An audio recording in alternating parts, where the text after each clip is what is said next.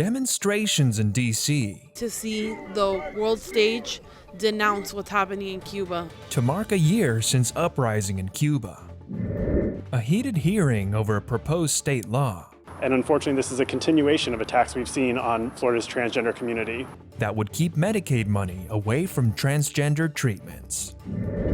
And things get a little heated Ladies and gentlemen, stay seated, stay seated. We do not have to evacuate you now. Please remain seated. on a Spirit flight that took off from Florida. These stories and more coming up on Newsbreak. Hello, South Florida. I'm Leanne Abutarbush. I'm Michelle Morris. Today is Monday, July 11, 2022. Live from the South Florida Media Network's Biscayne-based studios in North Miami, this is SFMN Newsbreak. 1 year later, the July 11th protests in Cuba, leaving their mark on exiles and allies here in the U.S. Demonstrations in Miami-Dade planned for later today. But over the weekend, the nation's capital took center stage. Reporter Yvette Franco from our D.C. bureau is in Washington this morning. Many Cubans gathered here at the nation's capital to show support and stand with Cuba, leaving the community with one clear message: freedom. Because what do the Cuban people want? Freedom! What do the Cuban people want? Freedom! With passion and pain, Elian Colasso says this rally is personal for him. He says his experience in Cuba led him to migrate to the U.S. and become a human rights activist.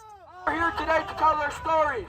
We are here today to let everybody know. To not forget those who have, for the past 63 years in Cuba, have been going out asking for a different system of governance, for a democratic system of government, especially those thousands upon thousands of Cubans that went out and risked it all last year in the streets of Cuba on July 11th, demanding freedom. Marching with signs showing faces of the opposition activists who they said have been arrested by the Cuban regime.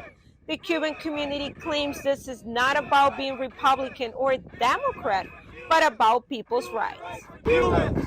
Human rights for Cubans! I would like to see the world stage denounce what's happening in Cuba. I think that there's not enough pressure, not only from the U.S. but from other countries, in just verbalizing the human rights issues that we are seeing in Cuba happen every day.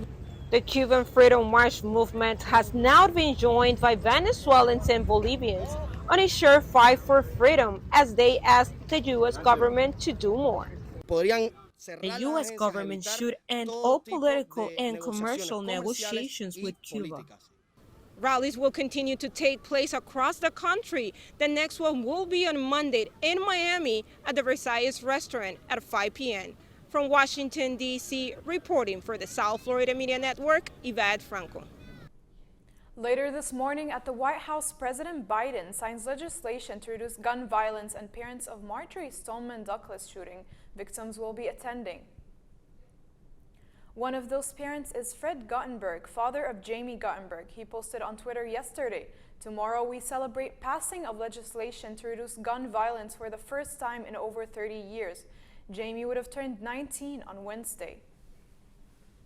Transgender rights in question this morning after discussions in Tallahassee of a new Florida healthcare law. Last week, hundreds of people were in attendance for a public hearing with the Agency for Healthcare Administration to discuss the possibility of a new controversial rule supported by Governor Ron DeSantis.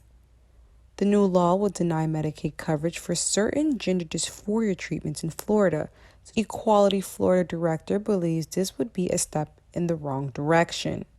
We've seen the medical consensus that supports this gender-affirming care, and unfortunately this is a continuation of attacks we've seen on Florida's transgender community, coming from the governor's mansion and the legislature, and now from multiple state agencies. Many in attendance were in agreement and believed the new rule will protect the youth and highlighted the regret of some detransitioners. Children do not have the mental capacity to make these types of executive decisions. They can't sign legal contracts, they can't drink, they can't smoke, they can't go see an R-rated movie, but they're allowed to mutilate their own bodies. No, that's simply wrong. But LGBTQ consumer advocate countered the argument, stating that statistics prove that gender dysphoria treatments are actually helpful.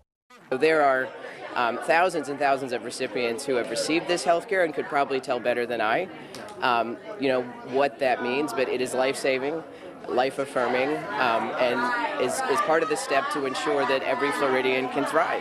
And others believe further mental assessment should be considered.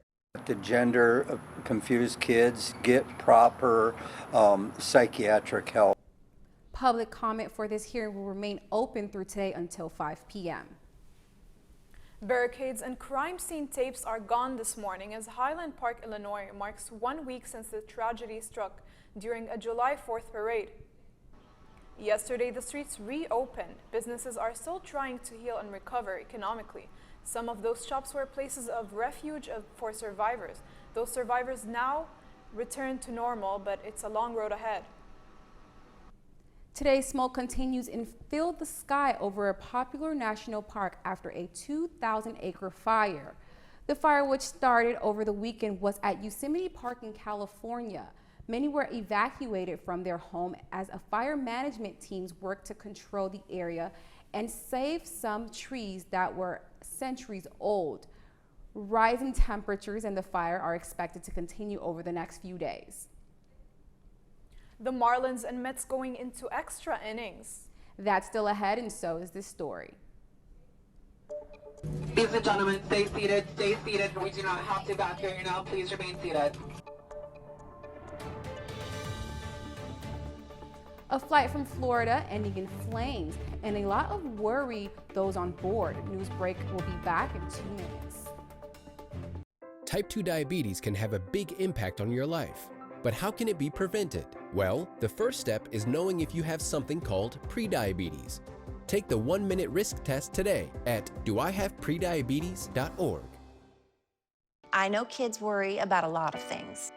Getting enough food to eat shouldn't be one of them. Through a nationwide network of food banks, Feeding America serves virtually every community in the United States.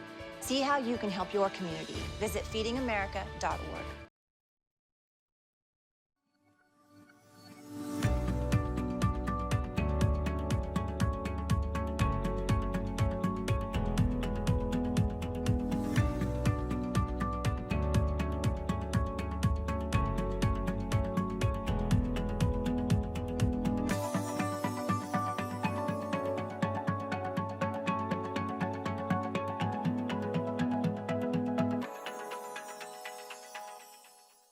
If a natural disaster shows up at your doorstep, you can't just turn it away. That's why it's important to prepare for emergencies before they show up.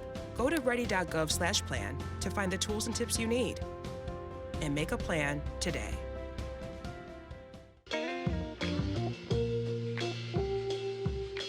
You really have done as much for us as you think we've done for you.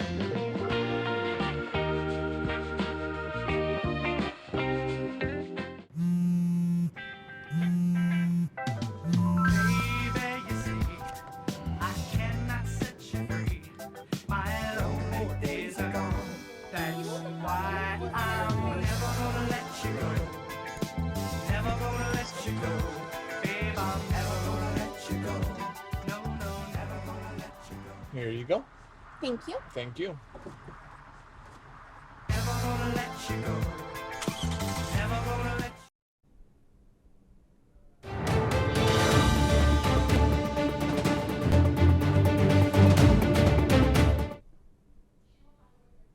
Flames after flight as a landing gear fire catches fire upon landing.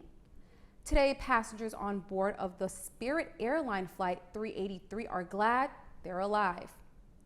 Passengers left Tampa and landed in Atlanta at 9:25 a.m. yesterday. Panic struck when smoke and flames started to emerge from the landing gear of the plane after it landed.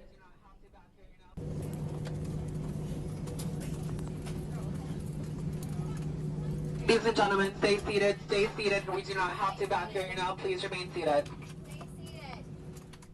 Atlanta Fire Rescue responded quickly and put out the fire that started at the brakes of the plane. Thankfully, no injuries were reported. Operations at the Hartsfield-Jackson International Airport continued undisturbed.